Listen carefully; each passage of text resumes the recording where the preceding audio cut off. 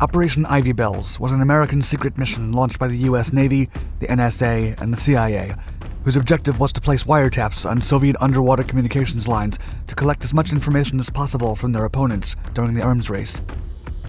To achieve this goal, the Navy heavily modified USS Halibut with state-of-the-art sensors and equipment that no other submarine of its time had.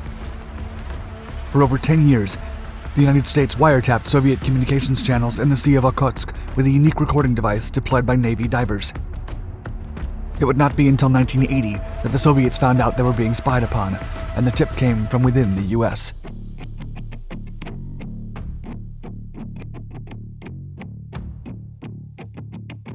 Nuclear weapons.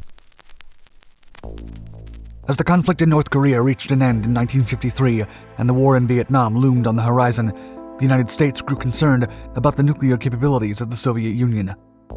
Although the United States was now more advanced in nuclear technology in the aftermath of World War II, the Soviets caught up sooner than expected. In 1949, Joseph Stalin celebrated that the Soviet Union had finally made the first successful nuclear device detonation, and intercontinental ballistic missiles, or ICBMs, would come next.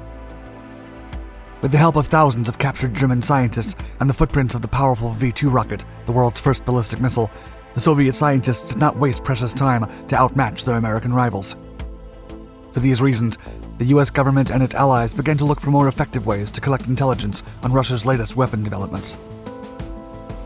Aircraft reconnaissance was valuable, but after the U-2 accident of May 1, 1960, in which the Soviets shot down a U-2 spy plane, manned by CIA operator Francis Gary Powers flying over Soviet territory, the US needed to go deeper.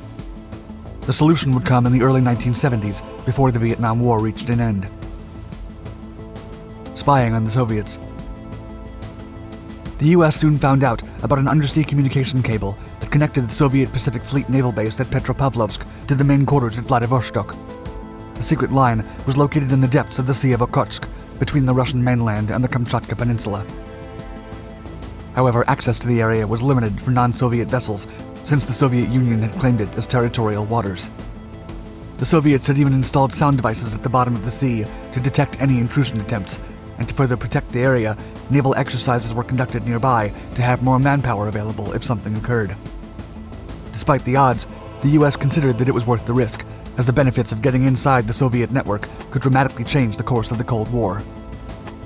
As a result, Operation Ivy Bells was born, with Captain James F. Bradley, Jr. in charge of the classified operation. Captain Bradley, a World War II and Vietnam War veteran, was one of the first officers who suggested the possibility of a wiretapping operation.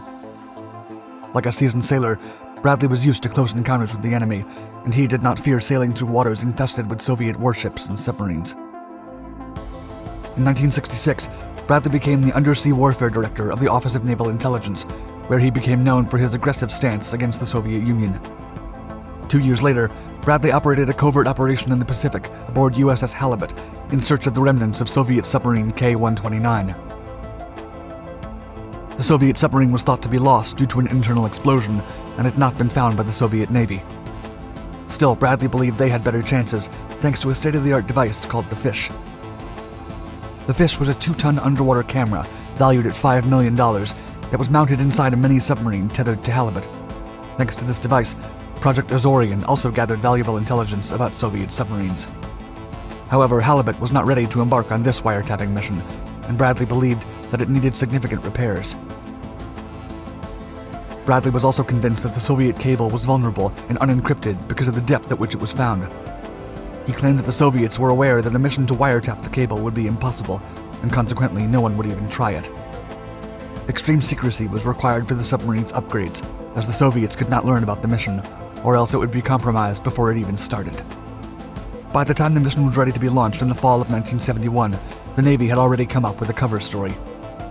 To justify sending the USS Halibut submarine into the Sea of Okhotsk, the Navy claimed it would be searching for the remains of a Soviet SSN-12 Sandbox supersonic anti-ship missile to collect thousands of pieces of debris and study them properly to develop countermeasures.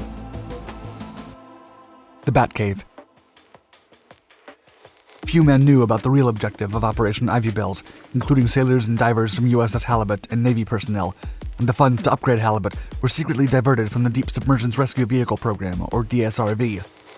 This vehicle was meant to rescue submariners in the event of an underwater accident. The Navy equipped Halibut with what looked like a DSRV, but it was a diver lockout outfitted with special equipment and gadgets called the Bat Cave. Like the Halibut flatfish itself, USS Halibut was already a strange-looking submarine that looked even weirder with the added modifications.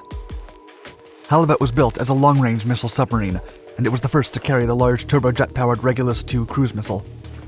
Regulus was launched from the submarine's deck through a ramp that led towards the ship's bow, where other missiles were stored. These platforms resulted in a unique appearance that resembled a snake digesting a big prey. Standing 350 feet long, with a 29-foot beam and weighing 5,000 tons, Halibut was also equipped with 6 533mm torpedo tubes. In addition, its S-3W reactor gave it an underwater speed of more than 20 knots and unlimited range. By 1965, Halibut received an overhaul of over $70 million to house the fish cameras later used by Captain Bradley in 1968. The missiles in the internal bay were also replaced by a photographic darkroom, a 24-bit mainframe computer, and hatches for divers to enter and exit the submarine while fully submerged. As the diver lockout was being developed, Bradley's next objective was to find a way for Navy divers to stay 400 feet below water for several hours. The answer lay in helium or saturation diving to prevent divers from suffering nitrogen narcosis, a decompression sickness, which resulted in a fatal embolism if the body did not decompress properly. Another issue was to find the exact location of the Soviet cable. Bradley remembered his days as a boy in the Mississippi River and recalled that sailors used warning signs near utility lines. He then concluded that the Soviets would probably have similar signs to prevent any accidental damages to warn local fishermen. With that in mind, the mission was now ready to launch. The mission. When USS Halibut finally arrived at the Sea of Okhotsk in October of 1971, Bradley grinned. The Soviets had indeed placed warning signs. Once Halibut located the cable, it fully submerged and allowed the Navy sailors to begin the job. To tap the communication cable without compromising it, Bradley and his men used an induction technique. The divers placed a 20-foot-long apparatus around the 5-inch width of the cable without cutting it. They then wrapped a connector around the communication line and fed it into a reel-to-reel tape recorder. If the cable was ever raised, the device was designed to automatically fall off. Once the divers made sure everything was placed accordingly, they returned to the submarine and called it mission accomplished. From November 1971 onwards, the Navy sent divers every month to retrieve and replace the recording tapes. These recordings were then handed to the National Security Agency for analysis. As the years went by, the US Navy began tapping more Soviet lines around the world, and the Soviets never realized they were being spied upon. The minds behind the device were from AT&T's Bell Laboratories, and they eventually improved their instruments and created nuclear-powered devices that could gather data for almost an entire year. Besides USS Halibut, other submarines such as USS Seawolf, USS Parch, and USS Richard B. Russell were later fitted with the same espionage upgrades. The gathered intelligence provided the US with enough information about the latest Soviet nuclear developments and how much they feared American weaponry, and gave the government almost 10 years' worth of data from Soviet communications. Unfortunately, an ex-NSA agent by the name of Ronald Pelton tipped off the KGB in exchange for over $40,000 to get out of his bankruptcy in 1980. A year later, a Soviet fleet arrived at the Sea of Okhotsk to remove the device. The US had sent USS Parch to recover it, but it was too late. The recording device is now on display at the Great Patriotic War Museum in Moscow. USS Halibut earned a Presidential and Navy Unit citation in 1972 for its role in the operation, and was eventually decommissioned in 1975 after more than 1,200 dives and 16 years of service. To this day, several analysts credit the findings from Operation Ivy Bells with the de-escalation of the Cold War. Thank you for watching our Dark Seas video. Please like and subscribe to our Dark Documentaries channels to find more exciting historical content. And let us know in the comments below what you think of the special capabilities of USS Halibut with its Batcave upgrade.